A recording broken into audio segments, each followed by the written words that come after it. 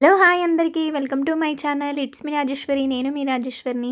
నా ఛానల్‌ని first time చూసే వాళ్ళంతా సబ్స్క్రైబ్ చేసుకోండి. వీడియో మాత్రం స్కిప్ చేయకుండా చూడండి. ఇక్కడ నేనైతే గోరు చిక్కుడు ఫ్రై అయితే చేస్తున్నాను. ఎలా చేసుకోవాలో చూద్దాం. ముందుగా పొయ్యి మీద ఒక కుక్కర్ పెట్టుకోవాలి. చిక్కుడుకాయలను బాగా వాష్ చేసుకొని అలా ఒక బౌల్‌లో పెట్టుకున్న తర్వాత ఇప్పుడు ఈ కుక్కర్‌లో తగినంత ఆయిల్ వేసుకొని, పసుపు వేసుకొని, కొద్దిగా అల్లం వెల్లుల్లి పేస్ట్ వేసి, ఇందాక నేను కడిగి పెట్టుకున్న చిక్కుడుకాయలు ఉన్నాయి కదా!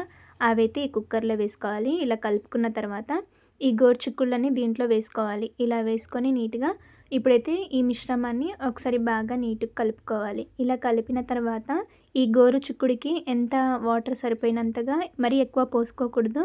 ఒక చిన్న గ్లాస్‌తో కొన్ని వాటర్ పోసుకొని కొద్దిగా సాల్ట్ వేసి మూతైతే పెట్టేసి ఒక 2 కానీ 3 కానీ విజిల్స్ అయితే రావాలి. లేతగా ఉంటేనేమో కొంచెం ఒక 2 విజిల్స్ వస్తే చక్కగా ఉడికిపోతాయి గోరుచిక్కుడు. ఈ విధంగా అయితే విజిల్స్ ఇలా నేను ఒక 3 విజిల్స్ అయితే పెట్టాను. ఈ విధంగా మనకి కుక్కర్‌లో ఆ గోరుచిక్కుడు ఉడికిన తర్వాత నేనైతే ఇక్కడ కొద్దిగా నువ్వులు తీసుకొని వేయించుకున్నాను. ఇప్పుడు ఒక మిక్సీ గిన్నె తీసుకొని దానిలో తగినంత చిన్నుల్లిపాయలు వేసుకోవాలి.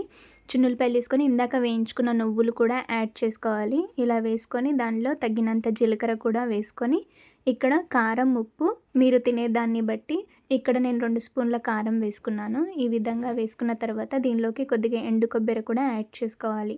ఇలా చేసుకొని ఒక స్పూన్ ధనియాల పొడి వేసుకొని మూత పెట్టేసి మిక్సీ పట్టుకోవాలి. ఈ విధంగా మిక్సీ పట్టిన తర్వాత ఇలా వచ్చిన పౌడర్‌లో తగినంత సాల్ట్ వేసుకోవాలి. ఇందాక సాల్ట్ వేసాం కదా ఉడికేటప్పుడు, సో చూసి వేసుకోవాలి. ఈ విధంగా వేసి మళ్ళీ ఒకసారి మిక్సీ పట్టుకొని ఈ పౌడర్‌ని అయితే మిక్సీ గిన్నెలో అంతే మనమైతే పక్కన పెట్టుకోవాలి.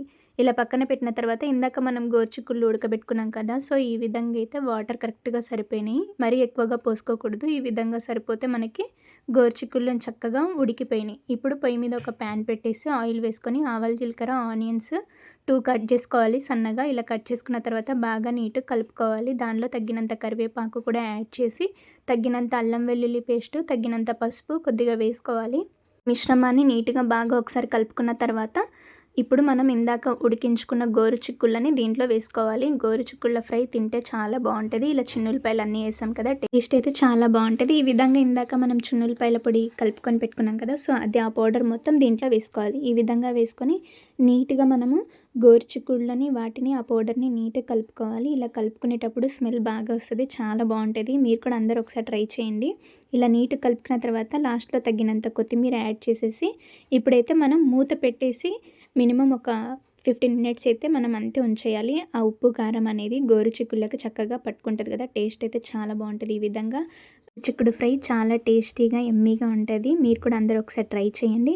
ఇప్పుడైతే ఒక బౌల్ తీసుకొని దానిలోకైతే సర్వ్ చేసుకోవాలి. ఈ విధంగా వేడి వేడిగా గోరుచిక్కుడు ఫ్రై అయితే చాలా టేస్టీగా, యమ్మీగా ఉంటది. నువ్వుల పొడి వేసాం కాబట్టి. మీకు ఈ వీడియో నచ్చితే లైక్ చేసి, షేర్ చేసి, సబ్స్క్రైబ్ చేసుకోండి. మీరు కూడా అందరూ ఒకసారి ట్రై చేయండి. ఈరోజు లంచ్‌లోకి ఏం కర్రీ తిన్నారో కామెంట్ చేయండి. Thank you for watching.